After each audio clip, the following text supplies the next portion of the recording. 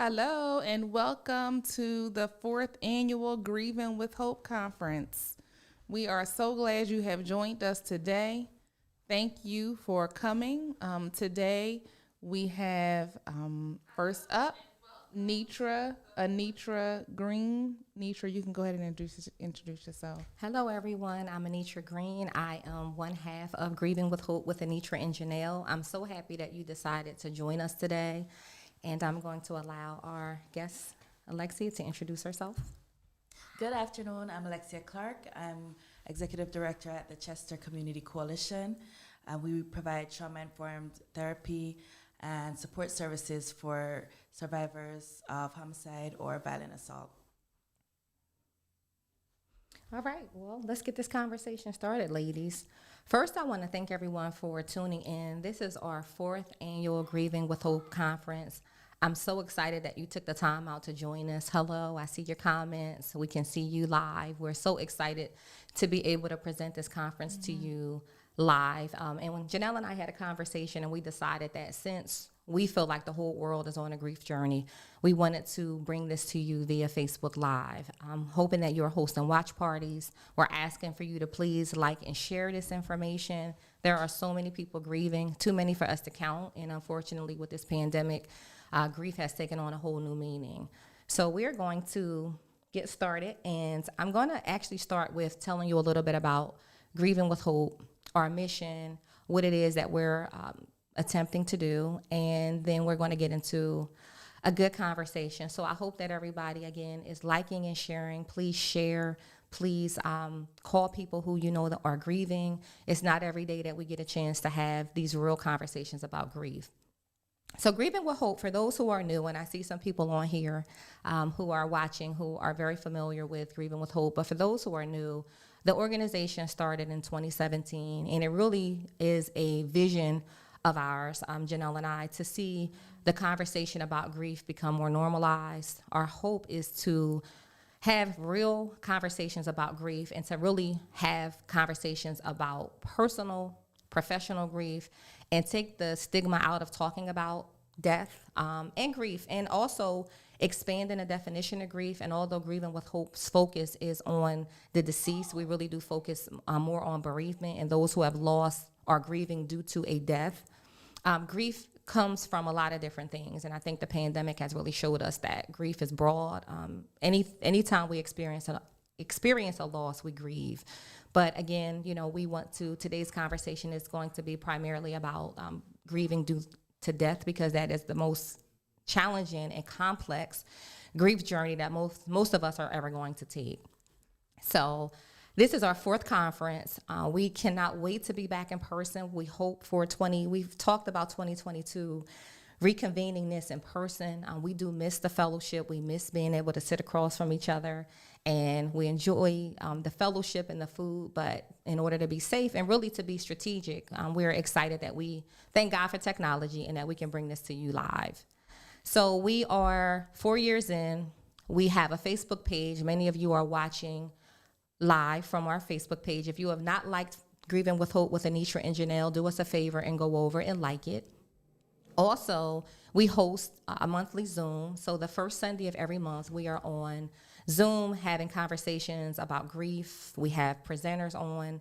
We have great conversations. So please come over. If you want to find out about the monthly Zooms, you will find information about that on our page. And also, we do this annual conference, and we're looking to expand. And Janelle will probably talk a little bit about some ideas that we have coming up. We want to expand our vision. We want to have camps. We want to do other things. So hopefully, keep us in prayer as we push this mission forward. So that's a little bit about Grieving with Hope. You can find out a lot of resources about grief on our page. We post a lot. We try to put up interviews that we've had, our own personal journeys, helpful articles. So please, it's a resource that we hope that you can share with other grieving people.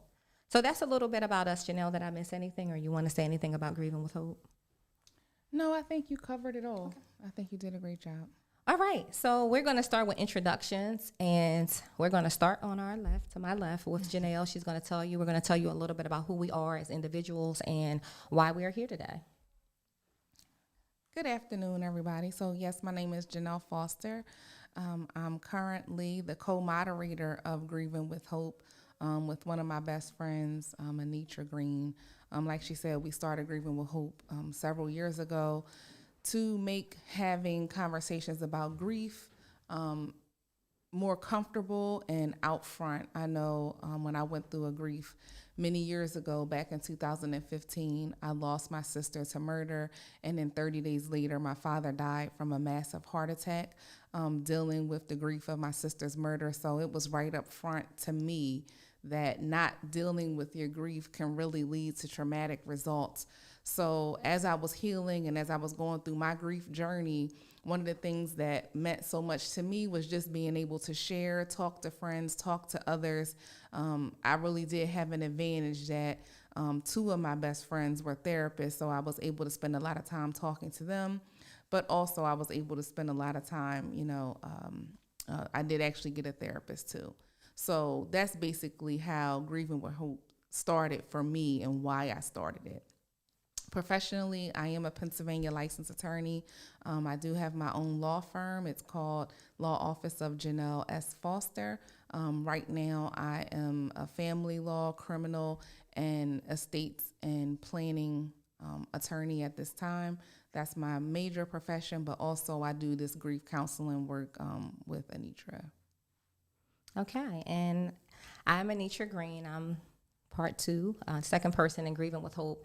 And really, I've already talked about Grieving with Hope, but this vision started really, the desire to help grieving people really came from both my experiences personally and professionally. Unfortunately, I've been on more grief journeys than I ever imagined that I would at this stage. And I'll talk a little bit at another time about my personal journey with grief. But I am a licensed mental health professional professionally. I have a clinical license in social work, and I also have a private practice, a mental health practice that started this year. I've been in the field for 20 years, and so I do support grieving people. I enjoy the work that I do. I love what I do, and life is transitioning right now. But grief is a constant conversation for me. It's what I talk about day in and night. And, thankfully, I feel like I have the grace to do it. It's not an easy topic. And being human, yes, I am a therapist, but when you're going through this personally, and I'll share some of that I have to practice the things that I preach. So it's interesting when you're on a journey and you're also helping other people. And it is it's something that I've just gotten accustomed to doing, and I am happy to be here today. And I'm going to pass the mic to Alexia. All right. So as I said before, I'm Alexia Clark. Professionally, I have a master's in public health with a focus on community health and prevention, and that's what has led me to this work. The work of the organization is providing individual and group therapy to families or individuals who are grieving a loss of someone close to them. We also provide case management because we've come to find out that grief is not just a thing that affects the emotions, but it affects your ability to maneuver through life. It's really destabilizing. And so we help families if they need help with housing or employment or even food. There are lots of things that kind of fall apart when somebody's going through that process of grief. And so what we want to do is be able to stand in the gap for that person and help to hold space for them so they can do the work of healing, so they can return to a good quality of life. And so that's really the fact of the work, but the cause of the work, the purpose for me is that I feel deeply connected to seeing healthy and whole communities, especially communities for Black and brown people. And so I'm just really grateful that I get a chance to live something that I believe in so deeply through the work that I do.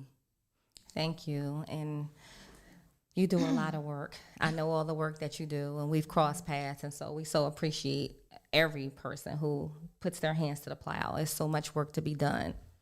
So I'm moderating today. I have some questions that I thought would be great for us to engage in. And the first one, ladies, is how do you think the pandemic has affected grief? And what do you think came to light in the pandemic as it relates to grief and loss? And either one of you can start, and then I'll jump in. So just with the pandemic, I think the pandemic put grief right onto the front street. I think we haven't, as a people, lately really dealt with having a mass amount of people dying from something all at the same time. So I know me personally, everybody that I know was touched by COVID in some way. And if you didn't directly experience a death, you know someone who did experience a death from COVID. So I think it's put us all on the edge because we have been on a grief journey from COVID, not only here in the United States, but just globally. Everybody, every country has been really experiencing death on, a mass level like this. So I feel like the pandemic has made grief a topic that has come forward when maybe in later years, grief has been something that you've maybe suffered on your own. It was just somebody in your direct family or your friend that died.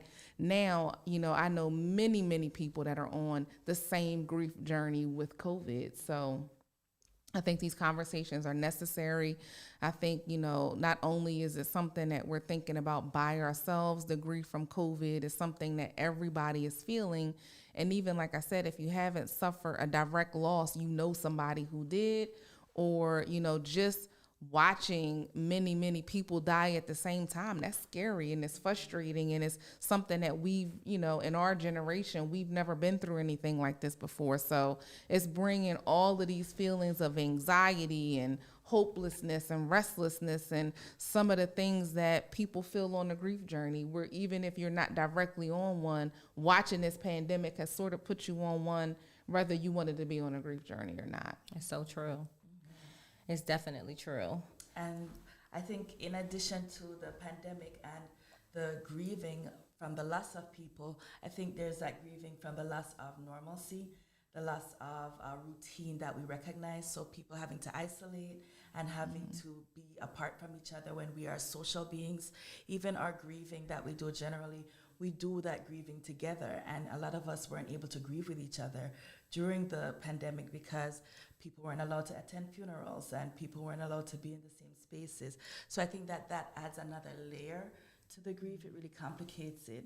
And I think it puts us in to a position where people are experiencing more feelings of being overwhelmed because of that isolation, because of not being able to reach to the usual or depend on the usual patterns that we understand as normal ways to process our grief. I agree. And ladies, I agree. I think that the pandemic really, this was probably the first time in our time that the entire world was grieving something at the same time. And I think that between the death, the loss of normalcy, loss of jobs, loss of health, there are people who have had COVID, unfortunately, and they have not recovered and their bodies are not right. There's so many losses. It's complicated. And I think that we're hearing, because there was so much death that happened in such a short amount of time, grief has kind of, and I do think that out of this pandemic, there's going to be changes. Absolutely. One of the changes that I hope happens is that companies, so if you're watching this right now and you're a company owner and you're a business person, really understanding the impact of grief and how devastating it is and how people need more than 3 or 5 days off from work to recover from the journey. Truthfully, I think somebody told me, and I want to quote this correctly, I think Bank of America gives out 21 bereavement days. And I was so excited to hear that because I just think that people underestimate the toll that grief takes, especially when you lose a loved one. I was fortunate during the time that I lost my dad to have a boss at the time who understood grief, and we kind of talked about it, and I staggered my days. But there's so many things that I hope change as a result of COVID when it comes to grief, the conversations, policies, and even, people having more conversations about being prepared for death, wills, all of that. I just think that this is bringing a new light to death and how the fact that all of us are going to have to experience it and kind of taking the nervousness or fear out of having a conversation about grief. So great, ladies. I think that it's important for us as everybody who is watching this, and hopefully people from other countries are logging in and really understanding that this is a worldwide thing. So Go ahead. I see a comment in here that the complications brought some families together that were separated. And I think that that's the other thing about grief that sometimes we don't always talk about, but is that it's an opportunity for growth, and it's an opportunity for actually people to pull together. And they're not that we want to lose anyone, but there are ways in which it causes us to develop and grow as people that are to our betterment and to our benefit.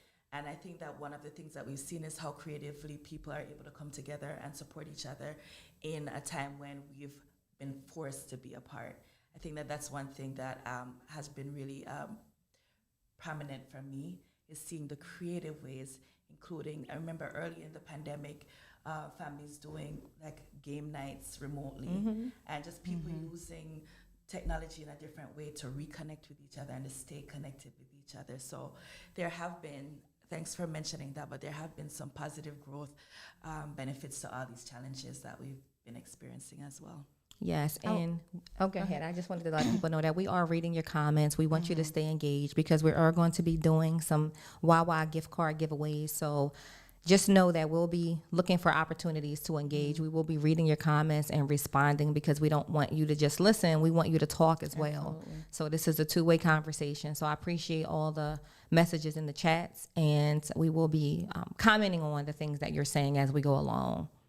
That's what I wanted to say. I just wanted to say hi, Josetta. Hi, Miss Norma. Hi, Tracy.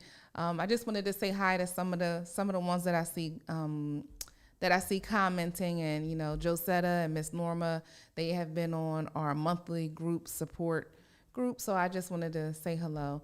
And also I just wanted to answer, I saw in a comment someone said that they couldn't find Grieving with Hope on Facebook, and it's actually Grieving with Hope with Anitra and Janelle. So if you type that into Facebook, you should be able to see it.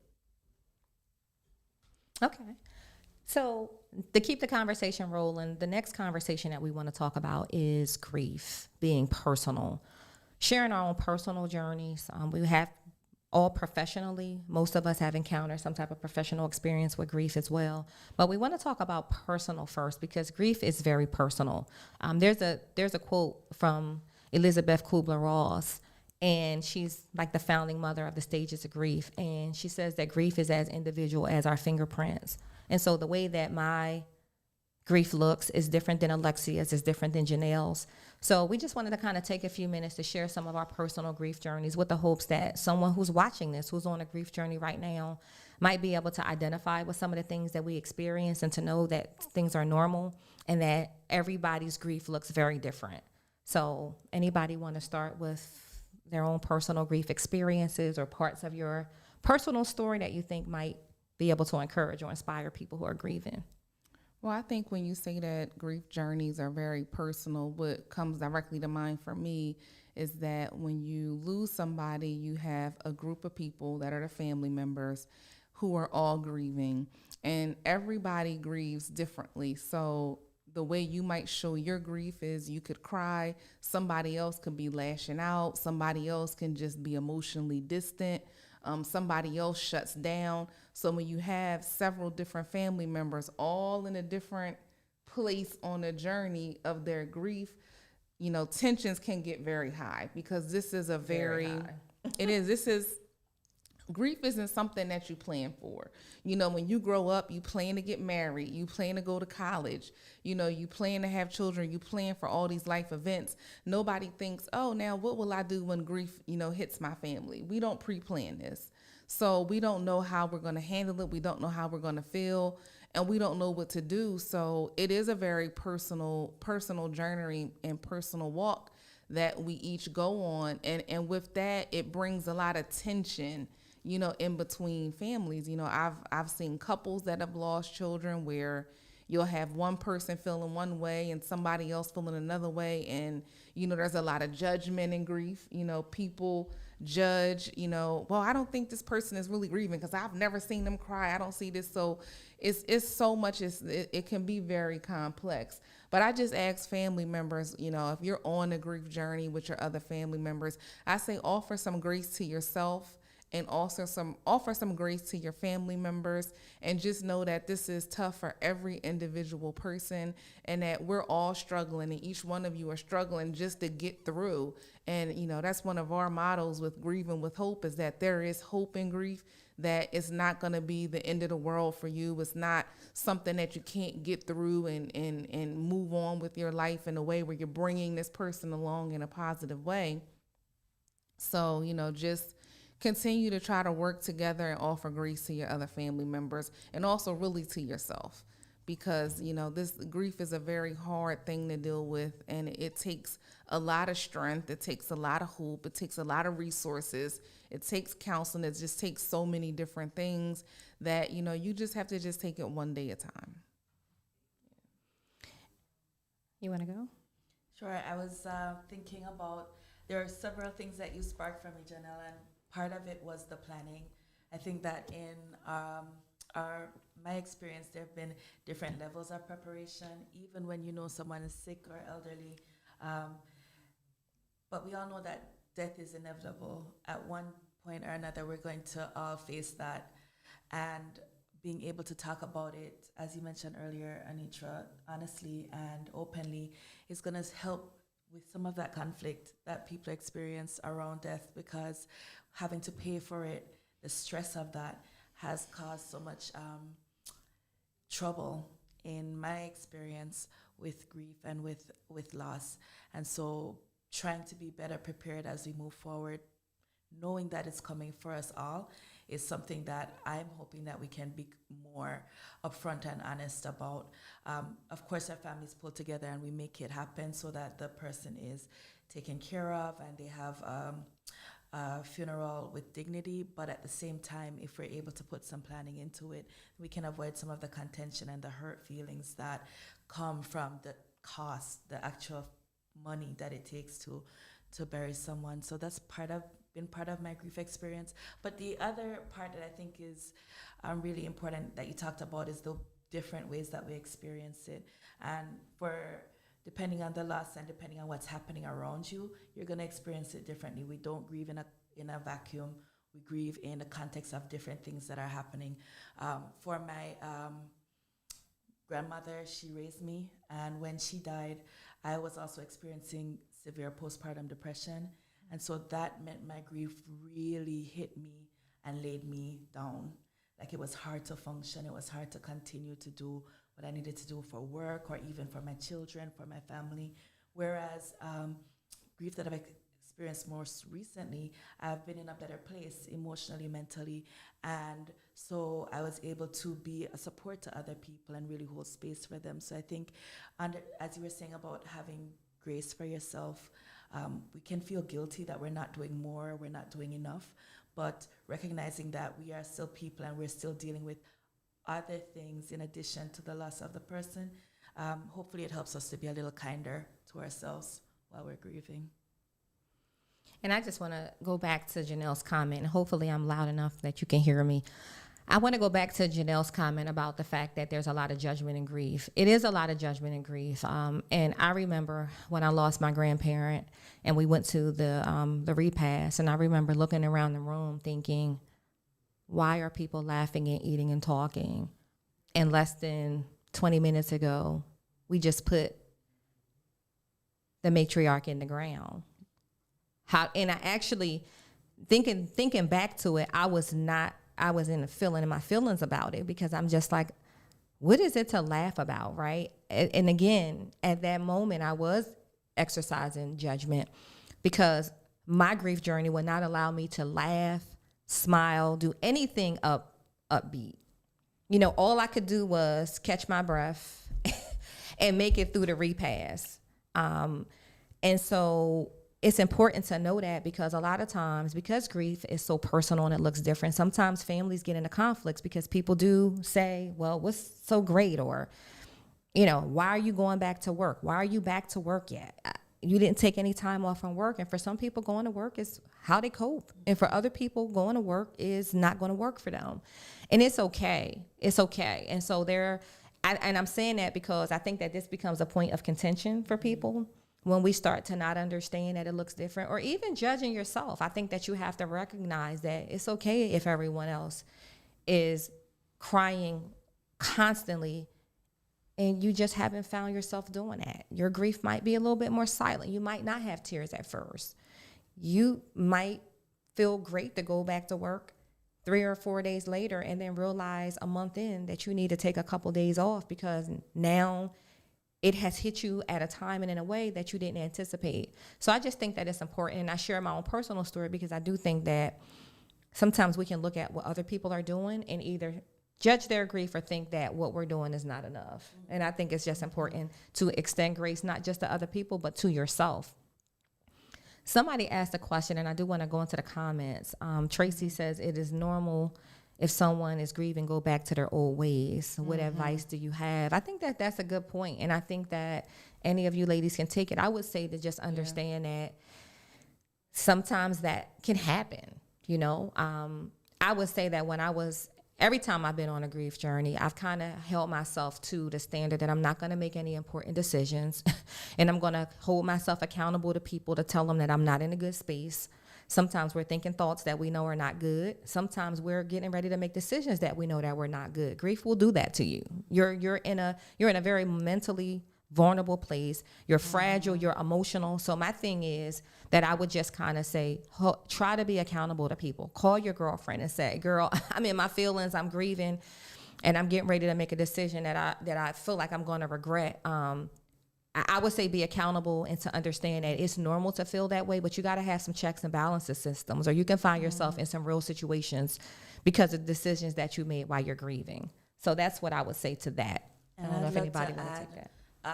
Sometimes when you find people going back to their old ways, it's because those were coping skills that they developed when they were younger, or to deal with situations from before, and those coping skills have served them for a long time, but maybe they're not the best coping skills right now, but they're leaning on tools that have been in the past advantageous for them. And so it's maybe helping to support them so that they can come back to a place where, because sometimes when we jump back to those coping skills that are maybe maladaptive, as somebody might say, it's because we can't really access that thinking part of our brain in the same way because of the pain that we're going through. And so it might be helpful for people around to hold that space for the person and help them to get back to that place where they feel calmer, where they feel more stable, and where they can come back to who they are now. And somebody said accountability is very important. One day up, one day in a dark hole. These are all descriptions of grief. It's okay to not be okay. Even through the preparation, grief has a way of sitting you down. It really does, Josetta. It sometimes has people looking at you like you're too fragile. It takes God's strength to be able to face, and Tracy's on here, I know that's your logo. There is no strength that's strong enough for you to face grief and just show up and say, okay, what you have for me, grief. Grief will sit you down. It will bring you to your knees.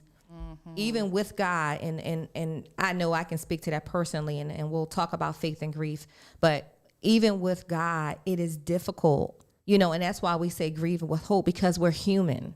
We're not just spiritual beings, we're human. And so grief will, you know, it's a quote that says, grief always says, sorry we had to meet up like this. It's not pretty. It's ugly. It's hard. And when somebody says one day up, the next day you can feel like you're in a dark hole, that is the truth. You know, you can have a great week and you can right. And the whole reason that we planned this conference around Thanksgiving and we moved it from October to November is that the holidays are coming, and we're going to be talking about stress, and it's, you know, have a holly jolly Christmas and all of that. And the music is playing. A lot of people are suffering in silence. And so I definitely, you know, want to highlight that we moved it to the Saturday before Thanksgiving, and we decided to leave it at this date permanently because we're getting ready to have the triple holidays. It's getting ready to be Thanksgiving, Christmas, and New Year's. And for some people, they are already starting to feel the trigger about the folks that are missing. And so, you know, we're sending love and light. And I definitely, you know, we definitely wanted to be strategic about how we planned this conference, because the holidays are not holly and jolly for everyone. It is definitely probably one of the biggest triggering times for grief that I can think about. And we got 3. So I wanted to comment. Thank y'all I love it. Sometimes moment by moment, grief will have you overthinking as well. It will. Grieving isn't just death. You're absolutely right, Tracy, and we talked about that. It's health, it's loss of your innocence. Yes, people have been molested, have grieved over the fact that they had an experience that was inappropriate. It's a lot. Loss, money, finances, resources. So grief is about a whole lot of things. It is definitely not just about death. And like I said earlier, while Grieving with Hope's focus is helping grieving people who have had a death, that's our platform. When I'm on the Grieving with Hope, when I'm in Tailor Made world and I'm in my therapy world, I'm constantly talking about grief, not just being about death, because there's a lot of people on grief journeys who haven't had deaths. So I wanted to just jump to something that somebody was asking about, maybe ways to support somebody who is, some steps that might help. Yeah, imprisonment is a really imprisonment for sure. But maybe some ways that we can help people. I think it's really important to try to avoid talking at people, especially when they're in that place where they're really in their emotions and feeling distress. The most important thing to do at that point is to try to regulate, like create safety so that they can maybe find some sort of calm. The second thing might be important is relating, building relationship, reconnecting with the person. So showing that you're there for them, that you will sit with them through whatever it is that they're going through, that they're not alone. And then when people feel comfortable in those two things, that they're safe and that they're supported, then there's space to talk about behaviors and attitudes and maybe things that you want to do differently. But trying to go straight to lecturing or giving advice really isn't helpful when somebody is deep in grief or in distress of any kind. That's so true. Have anything you want to add before I head over to professional grief? Yeah, somebody asked about checks and balances. So I know for me, when I was going through grief, I had a stark personality change. So my personality was usually one way. But, after my sister got murdered, my personality just did a whole different thing. So I know my friends and family around me were my checks and balances. My husband had to sit me down and say, Janelle, you know what? I've never seen you like this before. And at that point, me and him had been together probably like over 20 years, even at that point. So, he was my check and balance. He was actually the person who picked up the phone and called a counselor for me and was like, listen, you really need some help. And my close girlfriends and, family members that were around me, they were all my checks and balances, because when you're in that place, the balance is off and you can't balance yourself out. And I didn't even realize I had a personality change. I wasn't even thinking about it. I was so immersed in the pain that I was feeling, whether my personality was the same or different wasn't something that even crossed my mind. So I think it's good to just not shut down. That would be the advice, because if you shut down and you're not talking to people, they can't see what's going on with you. The one good thing that I did do was I continued to talk. I continued to talk to friends and family, so they were able to see what was happening with me and were able to take some necessary steps. I mean, I was in crisis at one point. My friend Naima and Nutra came up when I was in crisis. So people, my friends and family were my checks and balances. They were checking my temperature and not, my physical temperature. They were checking my, my mental temperature. And they were balancing out what was needed, because I didn't know what was needed. So that's what I would suggest. Stay in contact with your family and friends, because those are your supports. Those are the people that will look at you and know that you need something more than what you're doing for yourself. As we always say, grief is not a solo journey. No. Now, there's nothing wrong with having moments to yourself. I think everybody needs that. But to take a grief journey, like the journey alone, is not advised. Because it is very, it's a very tumultuous journey. And, grief doesn't have a time limit. We're going to talk about that a little bit later. But I'm going to transition now to professional grief, because one of the things I noticed in COVID, I have a lot of friends who are nurses and teachers and just professionals, and the conversation has come up. I've heard people say that they've lost colleagues to COVID, colleagues to cancer. In my professional journey, after working, really, I had never lost a client until I worked at a charter school. And I'm not going to say the children's names for confidentiality, but I lost 2 students as a role as a school counselor. And I have to really say that both of them were gut punches. And one of the things that I've always prayed and really hoped, I'm like, okay, what happens? I know that people lose clients, right? In the work that we do, we talked about death in social work and classes, and sometimes you lose a client, right? But you don't most of us have not been trained to think about how we're going to handle losing a client. But when you're a human service worker, when you're a professional, if you work with the public, if you work with people, all of us work with people. We're professionals in a human service field. I wasn't prepared for professional grief. And so when I lost my first student, I was devastated. I went through the whole grief journey process. And then by the time I lost my second student, who happened to be my cousin by marriage, I literally, and Janelle can tell you, I had conversations and I was like, yeah, I think I'm getting ready to leave the field. And anybody who know, I put a lot of time and work and energy into this, a lot of certifications and studying and time, and I love what I do. But I literally said to my husband, I don't know that I can work with kids anymore. And I was shocked because that's not anything that was ever an option for me until I got hit twice professionally. And I had to really go and seek support, talk to my colleagues, talk to the support that Widener had extended to us during the losses, call my company's EAP program and talk to a private therapist and really say to them, listen, I'm getting ready to figure out something else to do because I cannot do this. I can't.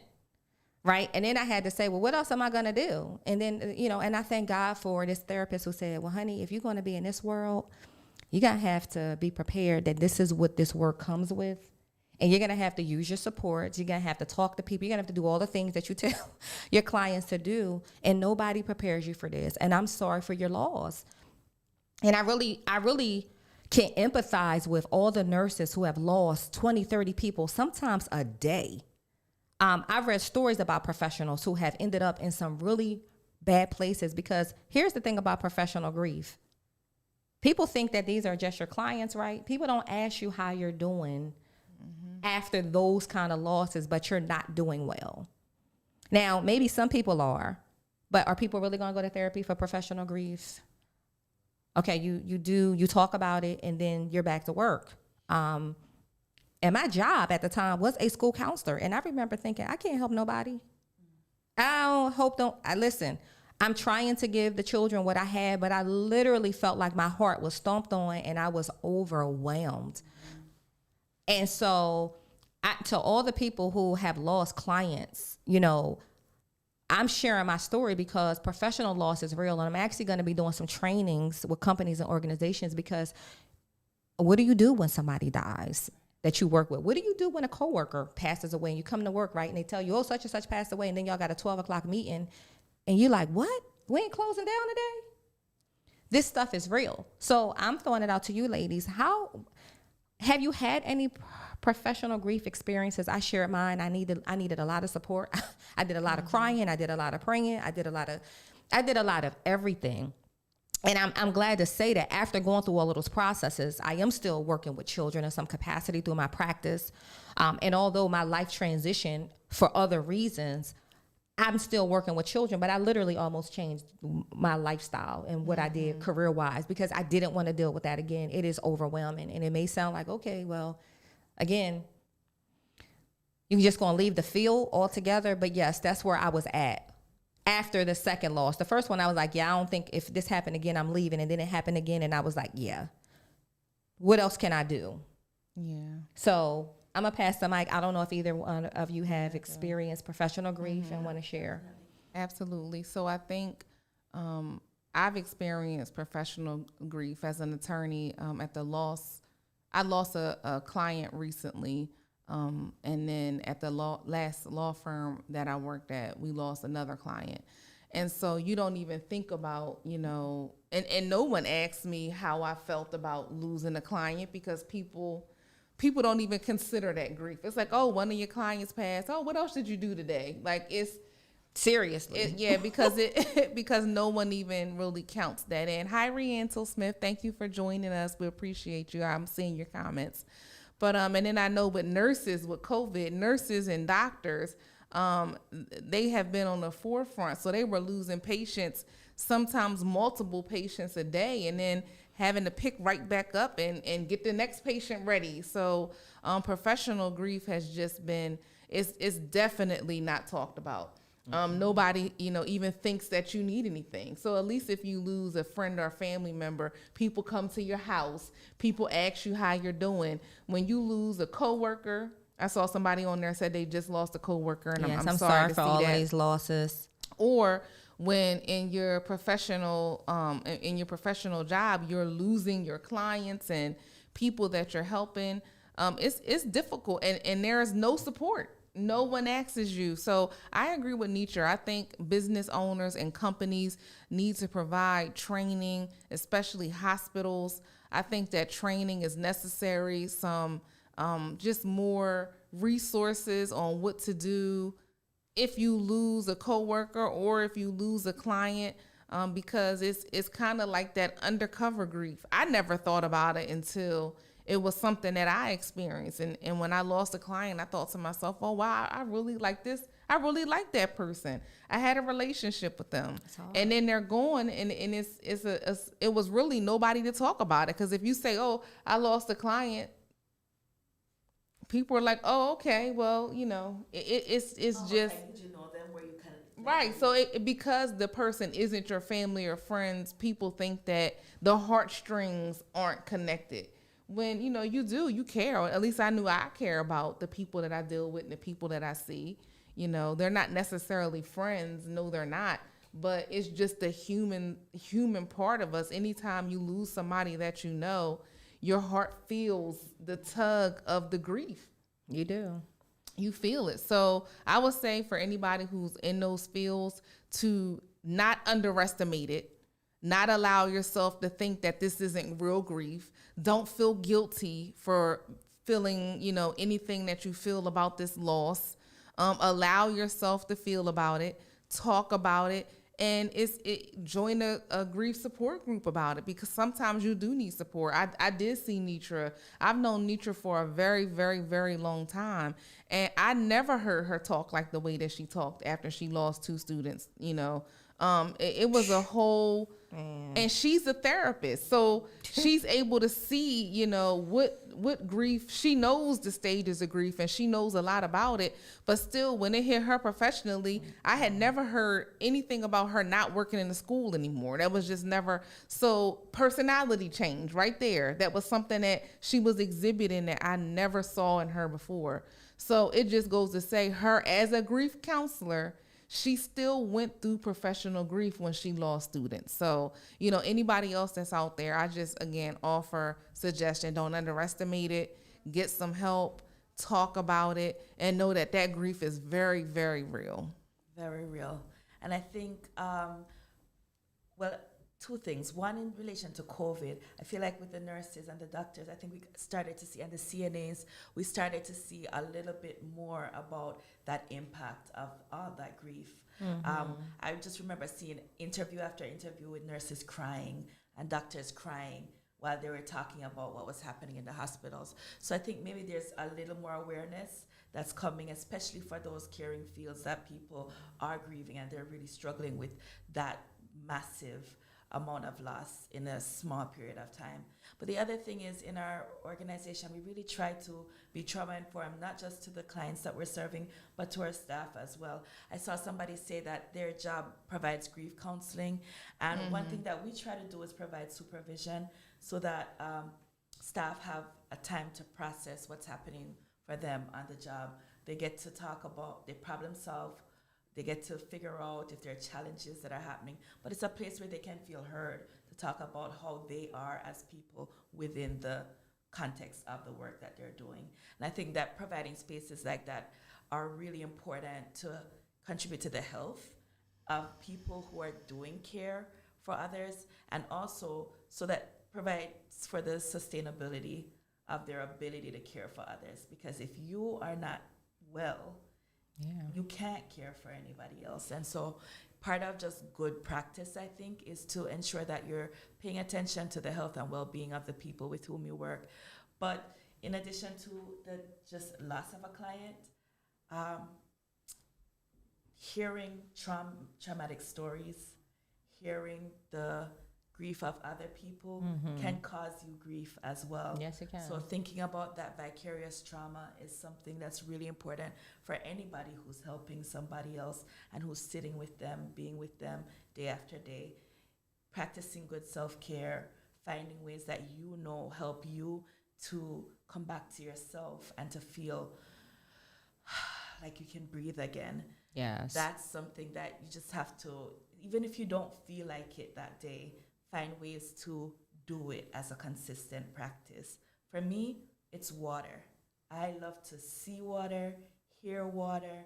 If I can get into water that's warm, I'm not for cold water, but that's something that I know helps me. So even if it's a hot shower or if it's sitting next to a fish tank and hearing the water run, that's something that's helpful to me. I know it helps me to center myself and feel better. Finding that self-care is just important. I wanted to read a couple of, go ahead. Yeah, I was going to read a Okay. comment. So, hi, Miss Danita Mosley. We see that you said you lost an employee and that the funeral was during a time where your coworkers were all at work. And so your job had your own memorial service for him at the job. I think that's nice. amazing. That's a great idea. I think that is a great idea because it allows the coworkers to come together, grieve together in a very safe space. So I think that's a wonderful place that you work because many jobs are not doing that. I wanted to specifically read it because when I read it, I thought, wow, that is amazing. So amazing. That's absolutely amazing. And you're right. When you do lose a coworker, if their funeral, everybody at the job can't go to the funeral because you can't shut the place down. So I think that was a great idea. Thank you for sharing. Yes. Thank you so much. That's an amazing idea. And I hope that other people follow suit. Absolutely. I wanted to comment on, Tamika said that a lot of people don't want to seek counseling. And I am going to talk a little bit about resources at the end. Of course, it's always about letting people know when this conversation ends, where they might be able to pick up. But I do agree that, spiritually, she said it's okay to pray, but it's also good to find other resources. There are so many tools and strategies, and I'm always going to push, not only because I'm a therapist myself. I told you that I've done it. So I'm not even just telling you because it's like a way for me to get Trump up business. I'm telling you that I've done it before. And it is amazing when you get a chance to sit across from someone who's not going to judge you, who's qualified to listen, who's not in it, who's separated from the experience, who can give you strategies and also just give you empathetic listening, no opinions, no opinions, just listening empathetically, who's not going to rush you through your process. Because the truth be told, a lot of people can't hold space for us because grief is heavy.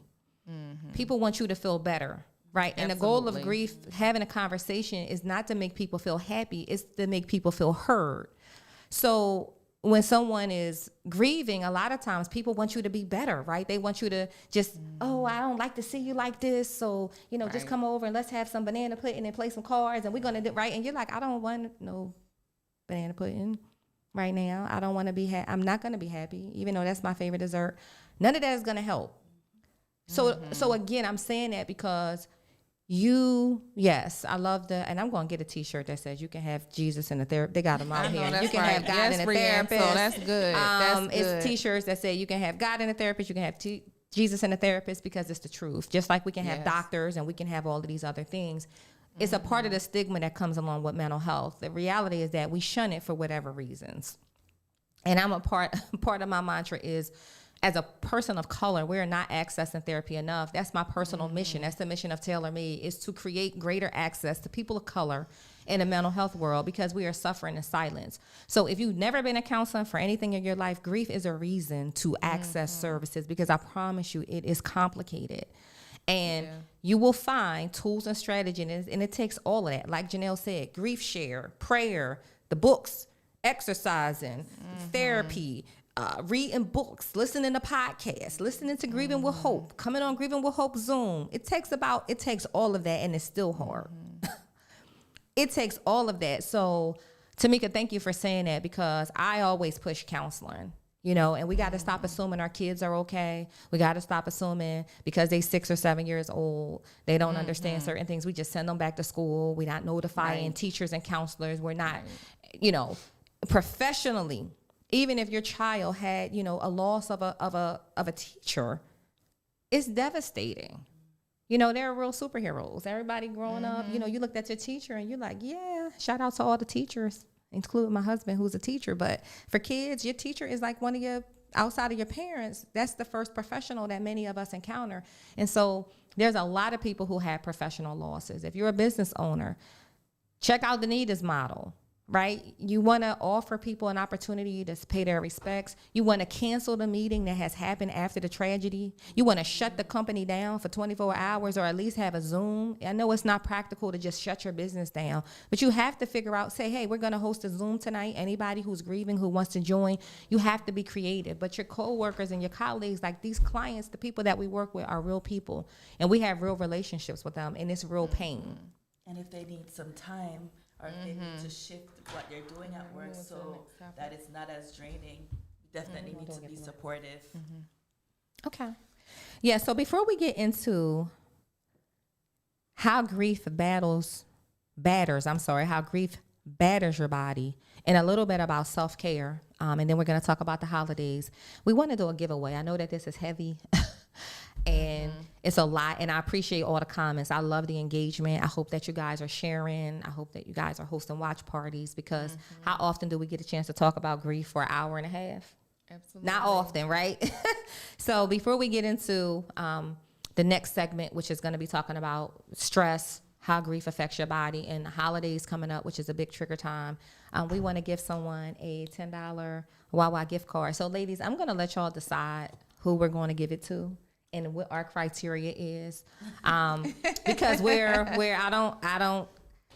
So Grieving with Hope, this has always been a very interactive. So when we're usually in person, we always at the end we let people stand up, get the mics, maybe share their story or do a little talk. And so we appreciate all of the people that are on today and commenting. So I think that's how we're going to do our giveaways. So our first giveaway is going to be to Josetta. She has been commenting the entire time and just being a part of this conversation, as many of you are. So we have several giveaways.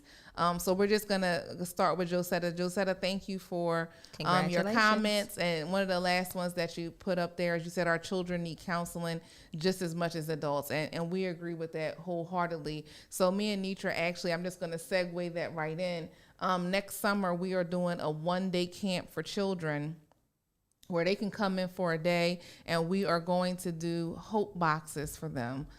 So it's going to be for any child between the ages of 6 years old and 17 years old that has experienced a death and wants to come in. We're going to have counselors available. We're going to have fun activities. It's not going to be a day where we're just all sitting around sad talking about who we lost.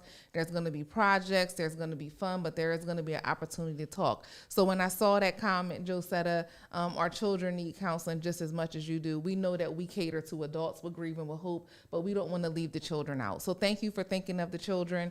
And we are going to send you this $10 gift card. We will send you something. We will definitely send you something to get your address. Thank you. All right. And we have 2 more, so stay tuned, y'all. So I'm going to move the conversation to talking about how grief affects the body, stress, and the holidays. One of the things that, and thank you, I'm happy to see Chantel right on. She's one of my fellow clinicians of color. Thank you so much. I know the work that you do around this topic, and I'm glad that you were able to join today, and everybody else that's logging in. We appreciate you. One of the things that we know about grief, and it's one of the things that I really did not know a lot about, even in my studies as a mental health professional, there's not a lot of conversation about what grief does to your body. I remember hearing about the emotional toll, feeling tired and sad, right? A lot of time was spent focusing on the emotional side. So today I'm just going to run through a few things about how grief affects your body. And the reason that we're talking about this today is because grief can literally rob you of your health and be the cause of your own demise if you don't recognize the signs, how it affects your body, and learn how to practice self-care. So one of the things that I always talk to my clients about, and I didn't recognize this when I think about back to my own grief journey, how many physical manifestations grief had. So I'm just going to run through some major ones: headaches, chest pains, shortness of breath, heart palpitations, stomach aches, digestive problems, fatigue like pregnancy tired. For those of us who have had to carry babies and people say, ain't no tired like pregnancy tired, y'all lied. I carried one child and I was tired, but this grief tired, it's a different kind of tired, and it lasts a long time. Back aches, body aches, pains, nausea. It lowers your immunity, getting sick a lot. And I was really surprised to find out that it literally affects your immune system. It lowers your immunity. So you might find yourself getting sick more often. And it also does affect your joints, your limbs, inflammation. It exacerbates inflammation. And a lot of this stuff, yes, and anxiety, your eating habits, you eat more, you eat less. There are a lot of physical manifestations. And the reason that you need to know that is because if you already have health problems, grief can definitely take it to the next level. It can deteriorate your health. And I shared a story about my father who lost his wife to cancer. And 3 years later, he passed.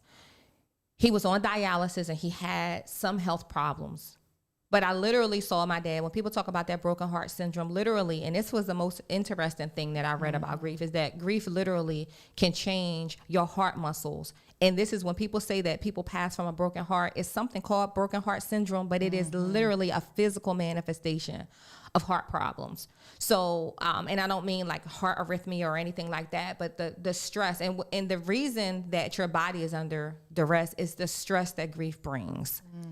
The stress is the thing that connects your physical body to the grief journey. And if you don't take care of yourself, you cannot eat. People have fainted and passed out. They didn't realize they haven't eaten for 3 days. You can become dehydrated. It is so important to take care of yourself during your grief journey. There are people, I spent 6 years working as a hospital social worker. There are people who came in that hospital thinking that they were having heart attacks, strokes, shortness of breath, and even now with COVID symptoms, shortness of breath, heart palpitations, and the EKG came back negative. The stress test came back negative. And the person was told, you are having psychosomatic experiences. There's nothing physically wrong with your body. And then they'll start to ask you other questions. Is anything else going on? And I've had referrals made to me saying, hey, this person needs a referral to a psychiatrist or a licensed mental health professional because this is psychosomatic. They are experiencing, and grief will do this.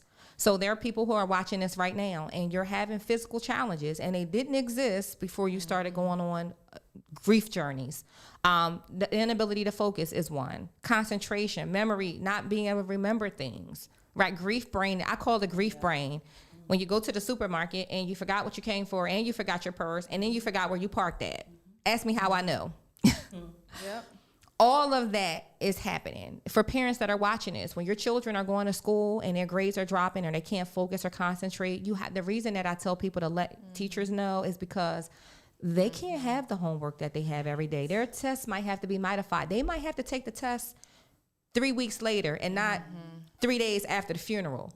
It doesn't work.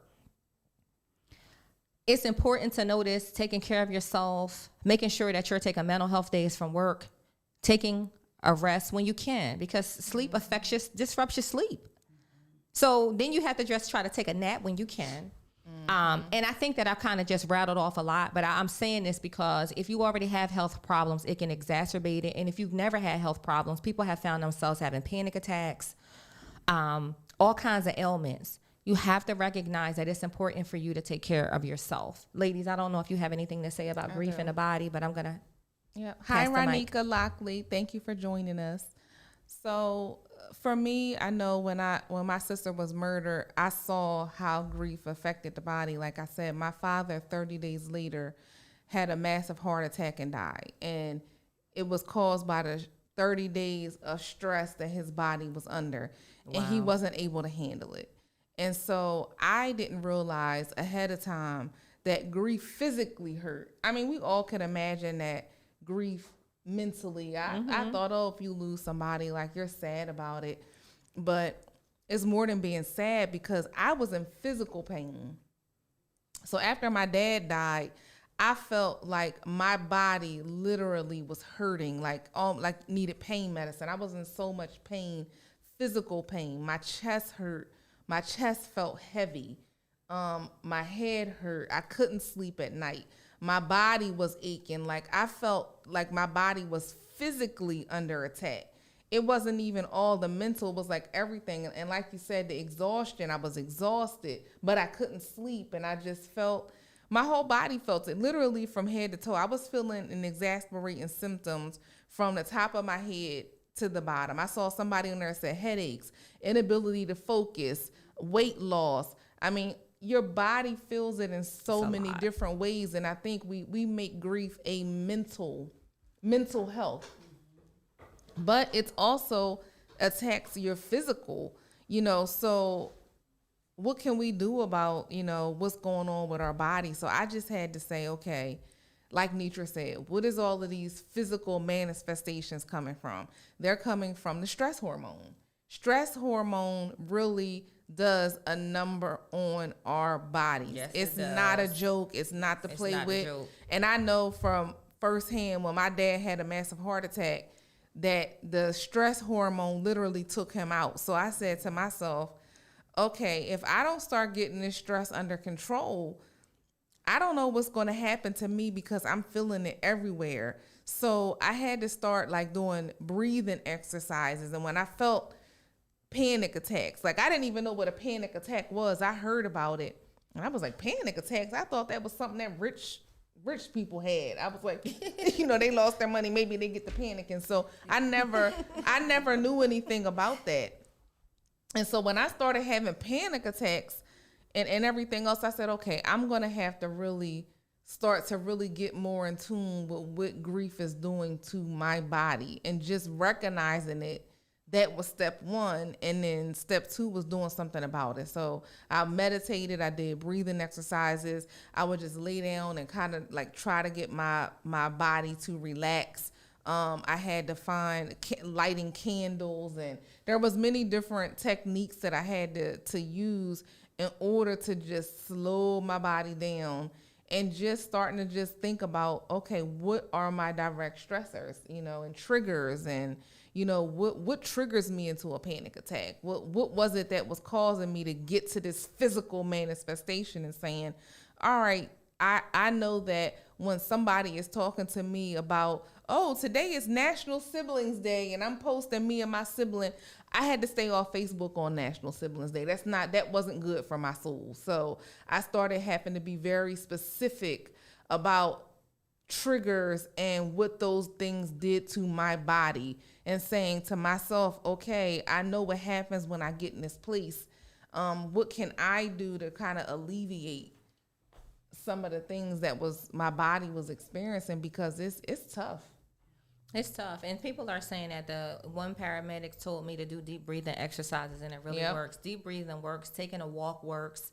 And we'll talk a little bit more about self-care, but all of those strategies that you said are very effective, and people are agreeing that it does work.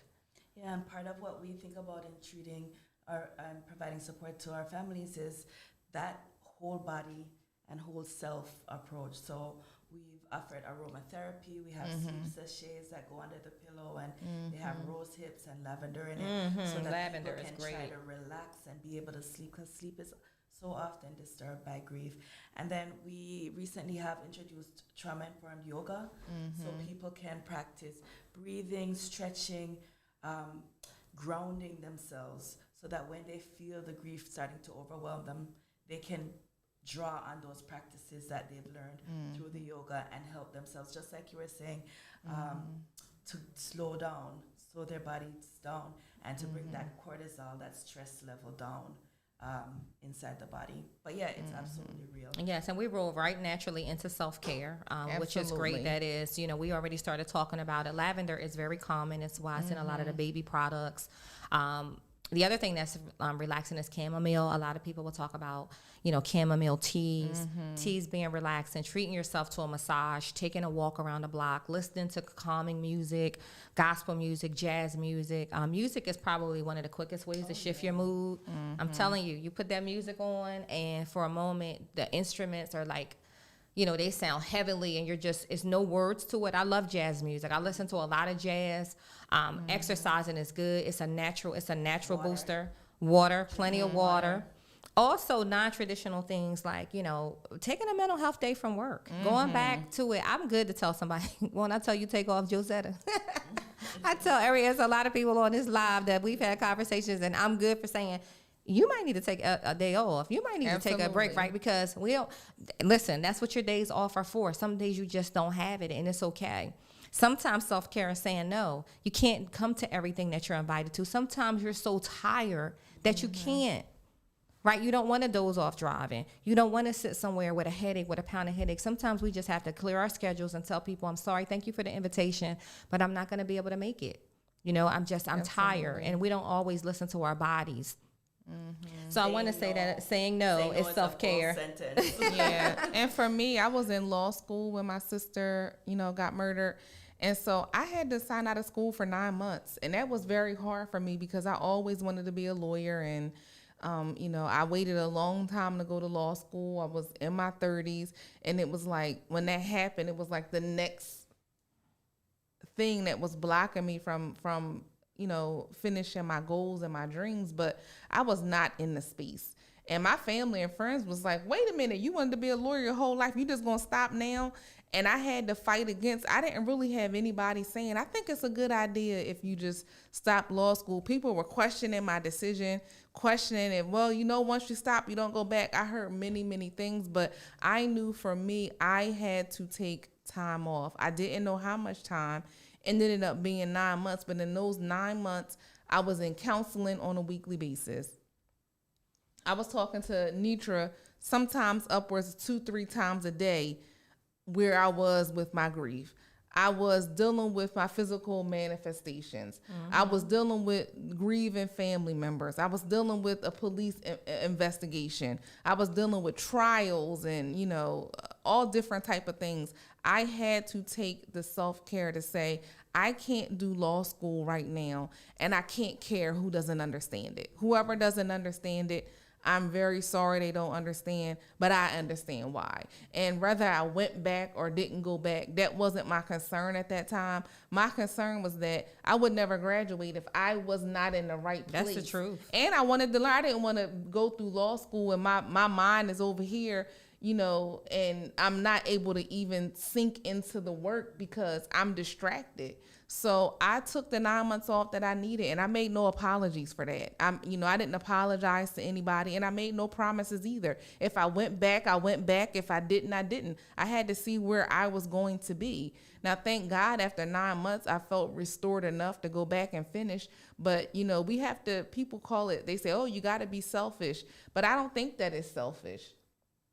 It's self-care. I personally think that I couldn't offer anybody anything. I couldn't be a good attorney if I wasn't in the right place to have my mind together and be able to be my whole self. So I think that it was caring about my future clients, caring about my family, caring about myself, caring about where I was emotionally. So I try not to think, oh, it was a selfish act for me to do what I needed. No, it was the best thing that I can do for myself at that time. Thank you for sharing that story. You and I have both talked about when we had the exit stage left on some things in life, and we got back to it. But at the end of the day, you matter, and you have to learn how to put yourself at the top of your to-do list. Listen, you got to prioritize yourself, and self-care is not selfish. So thank you for sharing that. I think as women, we're taught to care for others. Oh, absolutely. Than to care for ourselves. And I think that's where that selfish thought comes from, because it's like, well, this is not what a kind person does or a good person does. But the truth is, you can't be kind or good to anyone, including yourself, if you're not okay. Yes, Absolutely. that's so true. So do you want to do another giveaway before we start talking about the holidays? Absolutely. Okay, so is it's your turn. It's your turn to pick someone. I done pulled myself out of the loop. Okay, well, judging on the participation and really the strong engagement. I don't know if Riental is still in the chat. She is. Riental Smith. But I think that she definitely should be getting one of these. All right, Riental Smith, we are noticing that you're commenting. I saw your last comment was to try some hemp oil, and I agree. All of those things, lavender oil, hemp oil, all those things are really good, but $10 is coming your way. We'll be in contact with you to tell you how you can get it. Okay, so we're gonna go into the holidays. Time is moving, ladies. It's 1:11. And this is time moves when you're engaged, and you all have made it easy. Thank you so much for being engaged and commenting on the page. We really do appreciate the engagement. So the holidays are coming. Yeah. Thanksgiving is less than a week away, and this time of the year is a lot of people's favorite time. But it's also a triggering time, and there's not a lot of conversation about grief, but we know that it is.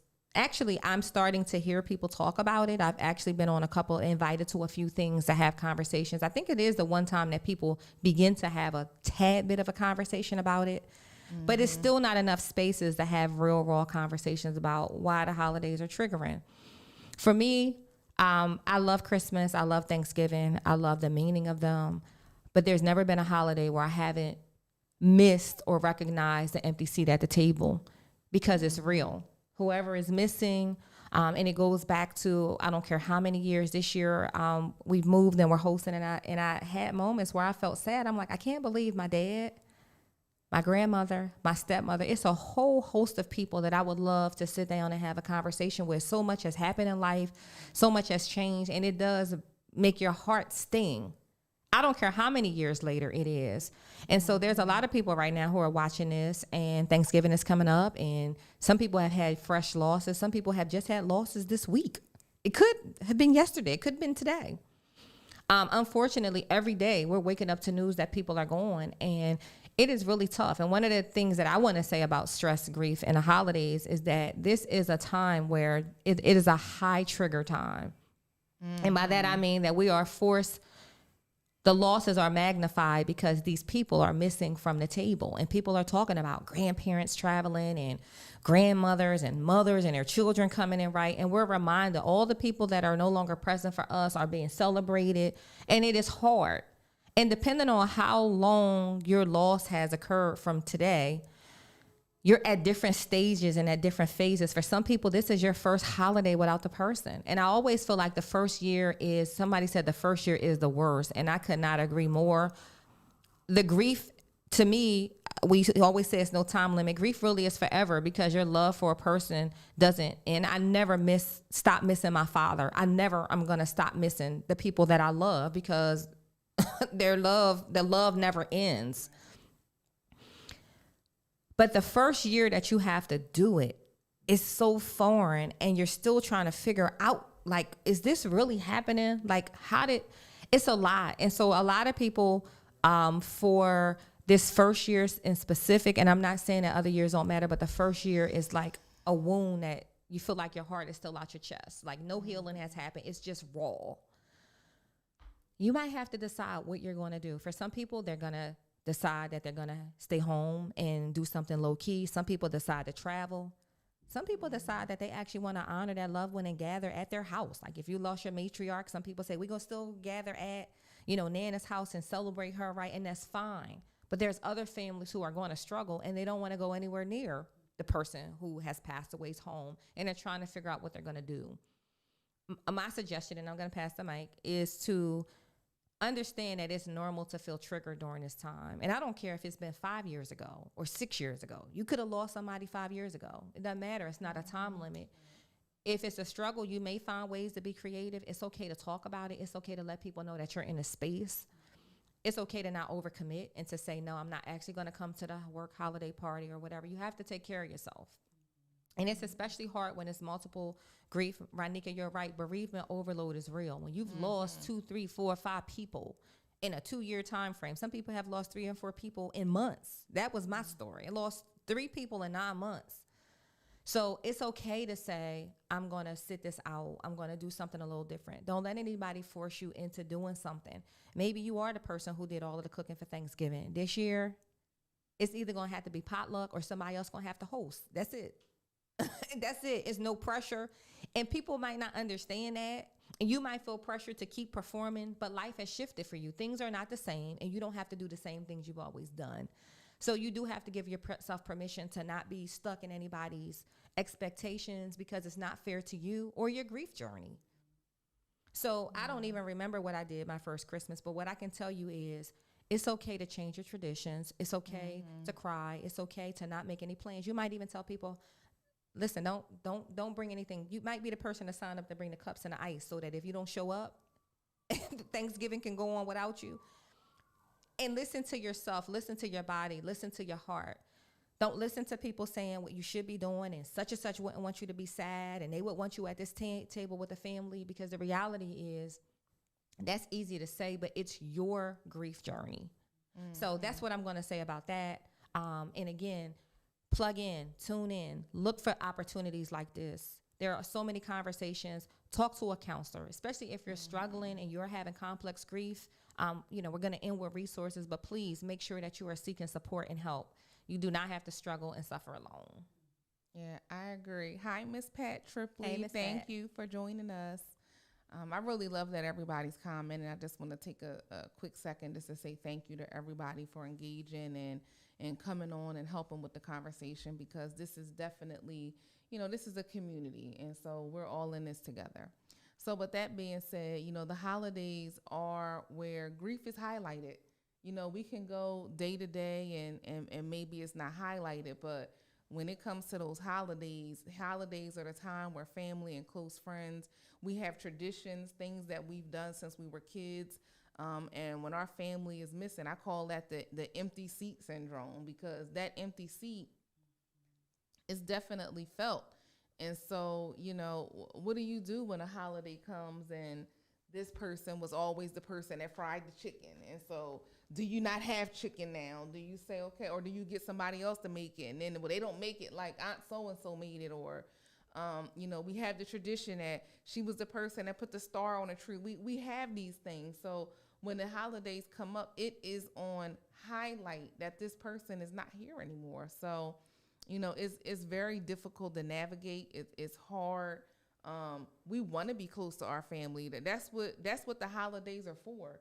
It's a time of family gathering. So I know for me, holidays are extremely difficult, even still all these years later, because it reminds me of who's not here. It reminds me that I'm making memories, new family traditions. Okay, now we all wear Christmas pajamas. It's just all these things are happening, and it really highlights it. So, I found for me, some of the ways that I've dealt with it is I include my sister still. Like, on Mother's Day, I have some of her children. And so, we sit down and make her a personal card. I still find ways to include her in, we still talk about her. We still think about her. On Father's Day, I pull out pictures of my dad and think about, what he would have said, or what he would have laughed at, or where he would have been, or what he would have thought. I always say my father, he was counting on me for law school. He said he had a list of people to sue. So he was like, when you graduate, he was like, when you graduate, I'm getting everybody that's ever done anything to me in my life. I said, well, Dad, there's a statute of limitations, but we're not going to get into that right now. But so those things come to mind at the holidays. So I try to make and think about the happy memories and the positive things, and just, make it a time to reflect on what that person meant to me, and still include them in whatever I'm having. Yeah, definitely. I think that you guys really hit it on the head in terms of how to go through the holidays, and especially what it can bring up in terms of thinking about the person who used to be such a big part of your life and is no longer there. I think definitely trying to hold on to traditions so that and bringing up memories of them, I think, can be very helpful. If you need, I think making a plan is something that's helpful to me in thinking about, in these moments, what do I do for myself? For example, going to a family event, knowing that my family member isn't going to be there. What do I do when I feel sad? and knowing that, okay, I'm going to take time away from everybody. I'm going to go and find a quiet place and sit and maybe scroll through social media or somehow distract myself until I feel ready to be a part of the family gathering again. But thinking a little bit so that when that happens, you're not overwhelmed by the feeling, but you already kind of have something in mind for what you're going to do, I find to be helpful. Something else that I try to do is I create a memorial to the person. Mm-hmm. So for me, I have a little table with my grandmother, my grandfather, with folks that my aunts, with folks that I love, so that I see them, I can remember them. I feel like they're with me, and so there are different ways that we can, I think, celebrate the memory of the people we've lost during the holiday, and still enjoy, if we're ready, still enjoy the time with other people who we love. That's so important. And as we're transitioning into, we are down. We want to be conscious of the time. We have 10 minutes, and boy, is time flying. Yes. When you're traveling for the holidays, I will say this, and then we transition into how to support grieving people.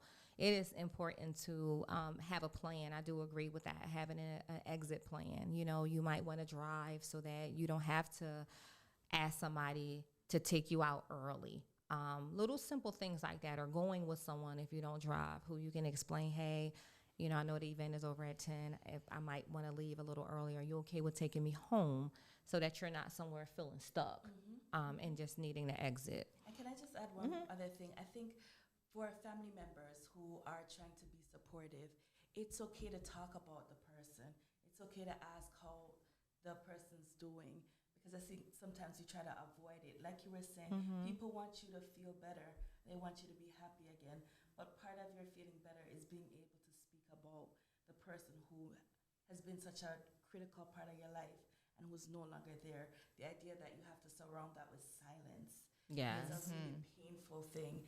And so make it okay to talk about the person, because they mean a lot, even though they're not here anymore. Yeah, so we have permission to say their name.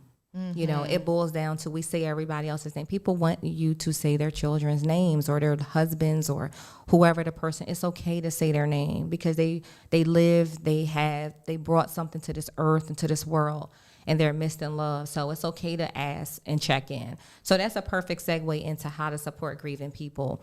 I posted the other day, this comes up a lot of times.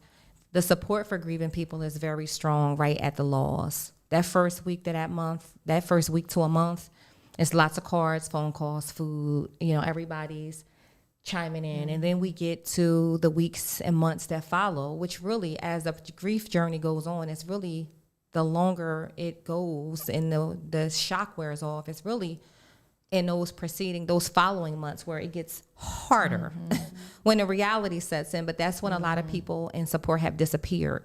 A lot of times we're asking people, tell me what you need. How can I help you? Let me know if you need anything. And as I posted the other day, grieving people are overwhelmed. And anybody who's been on multiple grief journeys know that you can barely put one foot in front of the other. So to tell 50, 60, 70 people what you need. So some practical things that you can do to help people. Number one is to continue to drop off food, right? We want people to eat. We want people to take care of their bodies and not have to cook. We want people to, offer to run errands for them, offer to take their children and their pets for the week or for a weekend, offer to clean their home or have someone to clean it, right? And I understand that some of this stuff with COVID, I know that some of these things we have to be extra safe because we're in a pandemic, but people are still able to drop off food, right? There's still ways to be safe and support people. Check in on them. Say their loved one's name. Ask them how they're doing around the holidays. Instead of thinking that you're going to make people feel more sad, understand people are already sad. As Alexia said, it's really a relief to know that you're being thought about. It's okay to check on people and say, hey, I know this is your first holiday or second or third holiday, or it's the holidays. Let's forget what holiday it is, what year it is. It's the holiday time. How are you? Do you have someplace? How are you feeling? If you ever want to talk, let me know. And again, the goal of supporting grieving people is not to make them feel happy. I want to keep reiterating that, because I think that's how we rush people through it. It's not about making them feel happy. It's making them feel heard. We want to listen to them. We want to give them a space to talk. We want to let them know that we know that they're still hurting. Yes, they washing their face and curling their hair, and they're back at work, right? And they're doing all of these things. And you might even see them having a good time at an event. You see them at church. You see them here, there, and everywhere. But they're still on a grief journey. So please, let's check in on people. Let's not assume that people are okay. If you have a timeshare and you're not using it, hey, offer and say, hey, I know you lost your whoever that you lost. If you want a little getaway, right? Because a lot of times there are secondary losses to grief. People have lost financial means. I'm thinking about the widows who went from 2 incomes to 1. Thinking about people whose whole life has shifted. Let's not assume people can afford to get away. Maybe people want to get away, but they can't. Giving them gift cards that they can use everywhere. Visa gift cards.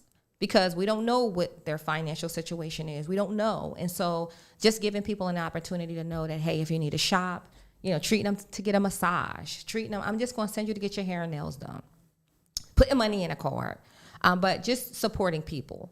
So ladies, you want to add anything to how we can support grieving people? And more importantly, don't avoid them like they have the bubonic plague and that we're afraid of them, right?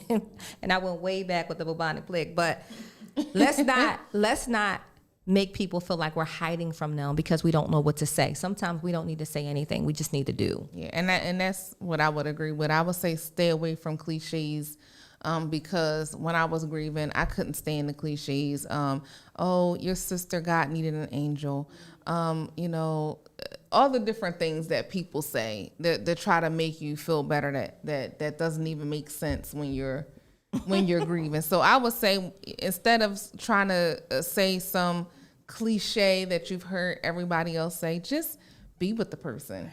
That's it. You don't need, like Nitra said, you don't even have to say anything. But I know that we're down to about 3 minutes, so I would like us all to be able to just say a closing statement. Sure. So since I'm already talking, I'll just say my closing statement. I just would like to thank everybody. I know we have one more gift card to give away. We do. And so, Ronika Lockley, thank you so much. This goes to you. I thank you for joining us. I thank you for continuing to be a part of the conversation. We'll figure out how we can get this over to you. But in closing, I just want to thank each and every one of you that continue to join us on our monthly support group, which runs on Zoom, runs the first Sunday of each month at 7 p.m. I know that this is a conversation that we have once a year, but we do offer monthly support. So I would like to just say that if you're dealing with grief or know somebody that's dealing with grief, please just join us. You can get to us by coming to our Facebook page. It is Grieving with Hope with Anitra and Janelle. Also, you can also reach me if you need any legal needs. It's the law office of Janelle S. Foster. I'm also on Facebook under the same name, and I thank you for your time, Nitra.